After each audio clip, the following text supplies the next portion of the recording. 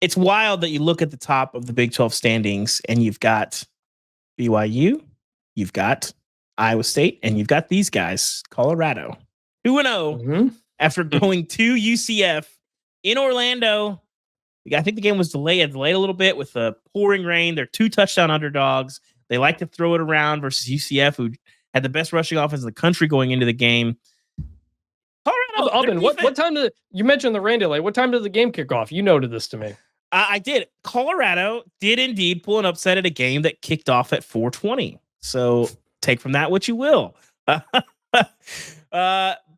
will say also, Deion in the offseason did note that the Colorado sidelines take on a very distinct funk between the 40s. He said that sometimes he was worried about his players getting a contact high during games. So I don't know how official that is in Boulder. I have not noticed the same thing when I have been to games at Boulder, but maybe that's just me. Maybe I'm just only the pregame. But either way, I like this defense that they've got. You saw it early in the season that North Dakota State wanted to bully them. They did a nice job of slowing down the running game. Their pass rush is not very good, but they tackled really well. The defense has improved. Rob Livingston has been a nice pickup for them. Defensively, they have been solid for a lot more time than they haven't been. They hold UCF to 144 yards rushing, 4 yards per carry in that game. They also had 5 sacks. They get 4 turnovers, 13 tackles for loss. People were kind of sniffing around UCF as a team that might compete in the Big 12 this year. There's still time, but that KJ Jefferson, Gus Malzahn marriage looks imperfect in a lot of ways. Colorado, though, how far do they move up in your rankings here, Chris? And what do you make of the Buffs coming into this game and springing a pretty... I thought they had a chance to win this game. I did not think they would just run away with this game. This was wild to see. UCF couldn't get stops. They were like a 14 or 16 point underdog in this game or something like that. Yeah, Colorado, I got moving up from 66 to 44. This, to me, was by far the best win of the Deion era at Colorado. They just completely owned the line. They haven't beaten a bowl team yet. They probably did it yesterday. Probably, yeah. And did it in such a convincing way. I had a big red flag coming into this game. The UCF only had 1 sack on the season. This is a really bad pass rush. But that played into what Colorado likes to do. They were able to protect Shador. They were able to make big plays down the field. I thought this was just unbelievable, really strong performance. You wonder, coming off the Hail Mary win against Baylor, is the energy going to be there? You're traveling down to Orlando where there's 81% humidity. It's been raining there. And they just completely showed out in a way that this is now a Colorado team I think is going to make a bowl game. And this game was the biggest sign of progress we've seen since Deion got there. The run defense, the protection, everything was working. And that was a really, really impressive win. We've been waiting on Utah because they could simplify things, but Cam Rising's fingers have other ideas. He's stressed out the last couple of weeks. tried to go, hasn't been able to go. How close is he really from going to Utah? I don't trust a word they ever say on injuries, especially the way they've handled Cam Rising the last couple of years. But Isaac Wilson comes in. They lose to Arizona, who we'd kind of written off, but Arizona beats them in Salt Lake 23-10. Utah 0-4 on 4th downs. Isaac Wilson looked really bad in this game. He looked way more comfortable on the road in Stillwater last week, which doesn't really make sense, but that's what it was. He was 8-20, 115 yards, touchdown, 2 picks in the second half. Before we get to the rest of the standings, Chris, what does this mean for Utah? How far did they fall in your rankings? And what does this mean for Arizona, too? We've got Utah falling from number 9 to number 17. Utah's one of the toughest teams to rank because, like, Utah with Cam Rising is a completely different team. Yes. But are we going to get Cam Rising the rest of the season? Is he even alive? Do we know? So should I just assume he's not playing anymore and drop them further? They did just, they beat Oklahoma State a couple weeks ago, but Oklahoma State just lost again, which we'll get to. So it's really hard to know what to do with Utah. But this is really tough for the Big 12 because if you're the Big 12, you need one team to stand out above the rest. Maybe that's BYU at this point.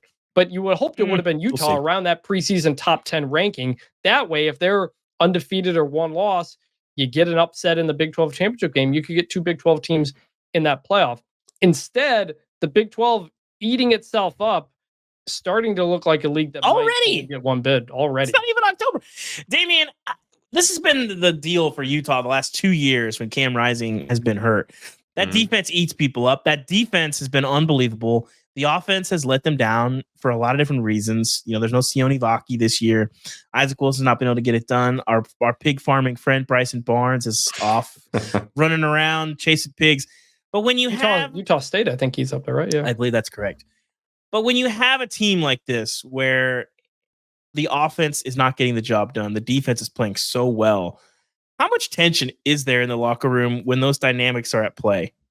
Definitely. Defense get pissed off whenever you don't do your, well, I shouldn't say defense. Anybody gets pissed off on the other side of the ball isn't holding their weight. Yeah, guys, keep it composed on the sideline because, obviously whenever you're there, you're doing battle. We locked arms, we on the field, whatever. But when you're not on the field, like we're a family, we're brothers, and families fight. Families try to figure out, hey, what's going on with this? Why are you not pulling your weight around here? Why are you not this? So I don't necessarily think guys are, in their butting heads, but I definitely think there's a level of tension with the defense looking at the offense. Like, when are you guys going to help us out? When are you guys going to give us something?